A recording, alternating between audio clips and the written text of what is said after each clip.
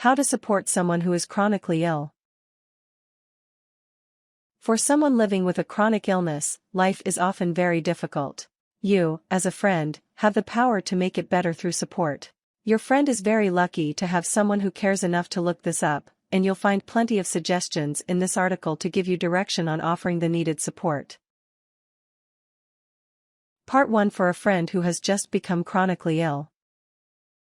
1. Maintain a presence in your friend's life. Your friend is facing a very different life than they had imagined for themselves, and will need to grieve their loss. They are likely dealing with an overload of painful symptoms, and coming to terms with their new limitations. The first step is to let them know that you intend to be there for them as a friend. This alone will be a gift to them. Many chronically ill are dropped by their friends, who find the problems associated with the illness to be too difficult or uncomfortable. Assure your friend that you will be present in his or her life. Make it clear that you are ready to support your friend as well as you can through difficult times. 2. Research your friend's illness. Ask your friend for a good website that will help you to understand exactly what their disease is. Simply Googling it may not give you the best of results, as the general search system lacks vital information returns for medical issues. You may wind up with a false impression of the disease, so be sure to ask your friend. It will also be a good step to show them that you care, and have a genuine interest in their health. You might also like to ask your doctor or a friend with medical qualifications for suggested websites to read through, and perhaps some medical journal articles as well.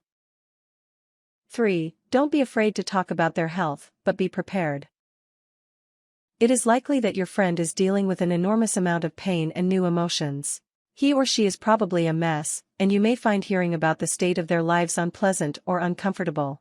This is understandable. However, you must work to put those feelings aside in order to support your friend. You may feel tempted to quickly change the subject. You may not want to meet their eyes. Little in this world is more obvious or more hurtful. So be prepared, but make it clear that you are ready to listen when they want to talk. 4. Have empathy. This is also important. When your friend talks, be a good listener. Make eye contact, let them speak without interrupting, and nod every now and then. When they finish, reply to what they said. Do not start talking about something else in your life. You can be certain that your life's problems are completely unrelated. For example, your friend says, "It's so hard. Everything hurts, all the time. I'm so tired sometimes I can barely breathe. I was so nauseated this morning I thought my stomach might explode." Do not respond with, "Oh, that sucks. When I ate this burrito from this Mexican place, I was super nauseated too. Have you tried coffee?" The more appropriate response would be something along the lines of, "Wow. I'm so sorry, that must be really hard for you."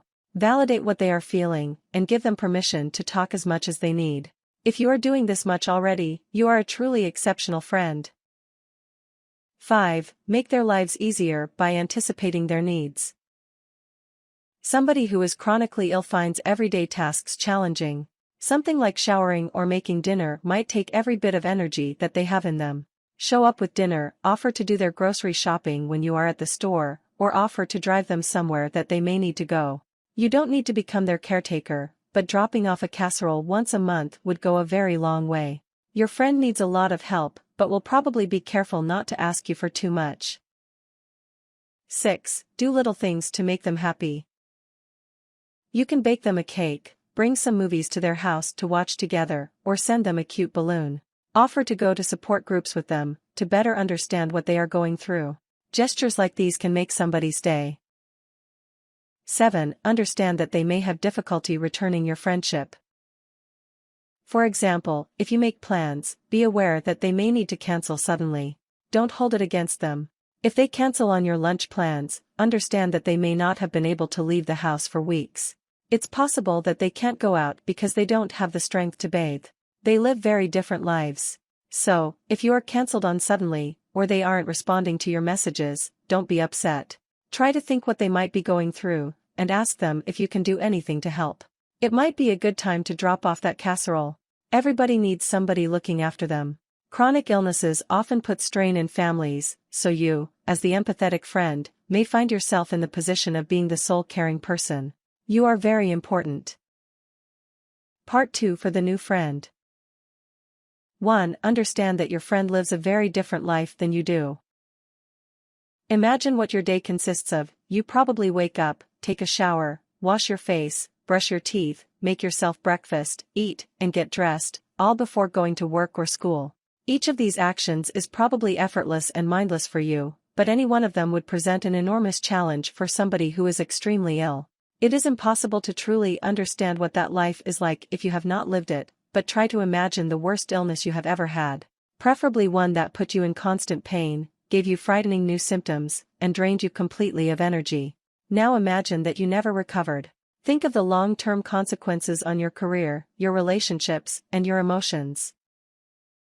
2. Ask your friend to explain their illness to you. Attempt to understand their limitations. Do your best to get a good understanding of what they are living with and the daily challenges that they face. Many sick people find that others do not want to hear about their illness, so your desire to understand will put them at ease. You may also feel uncomfortable about asking, maybe because you feel that they don't want to talk, or you don't know how to handle the answer. The fact is, most sick people do want to talk about their illnesses. Illness is life for a sick person. People want to talk about their lives. If you don't know how to handle the answer, simply listen well and express empathy for the other person. That's all they need. 3. In a new friendship with a sick person, you may find yourself in the unpleasant position of being cancelled on or ignored via phone. Be assured, this is most likely not a reflection on your personality, but a reflection on how ill your new friend is. If your friend cancelled on your movie plans, offer to come over with movies. It's possible that they can't leave the house. If they say no, don't worry, because it's possible that they simply cannot bathe themselves. If they take a long time to respond to your messages, it's possible that they are not capable of responding. It might be a good time to drop off a casserole or something, if you know the person well enough. If you ever feel hurt, put yourself in their shoes. Friendship is an enormous energy expenditure for a sick person, and you should take it as a compliment that they are even attempting one with you. It means that think you're worth their precious reserves of energy. You're pretty cool. 4. After you know the person better, you may find that you want to make their lives easier. In this case, offer to pick up groceries for them when you are at the store.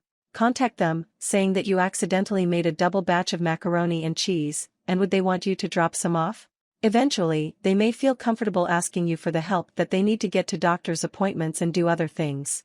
They will be careful not to overburden you, and probably will not ask for any help at all unless you take the first step. These small things are not small to somebody in the position of your friend, and they will be remembered for a long time to come. 5. Be a source of cheer. Let's say your lovely friend is feeling down. They just saw a doctor who was unkind, or got back some bad lab results. Time to cheer them up. Make yourself available to empathize. Listen to what they have to say, and respond by validating their emotions. For example, when they say, "I'm really disappointed, I had no idea how much I was hoping for this until it was gone," you say, "I'm so sorry, Bobbert. Is there anything I can do?" Don't respond with your feelings, or attempt to convince them that their problems are not so terrible. Their problems are terrible, and it is helpful if you acknowledge that and provide comfort. 6. Keep doing caring things. Want to go the extra mile in friendly kindness? Your friend is so lucky. Bake your friend a cake, send them a balloon, or go to their house, having confirmed it with them first, with a favorite book or movies. Offer to attend a support group with them, and they will feel particularly grateful to have such a caring and thoughtful friend. Tips. It is important to understand that sick people cannot be as active of friends as healthy people. However, use your own judgment. If you feel that someone is jerking you around, you don't have to deal with it just because they are sick. Just be aware of their situation, and make the decision for yourself. Oftentimes, time will tell, when they get well enough they may repay your friendship fully.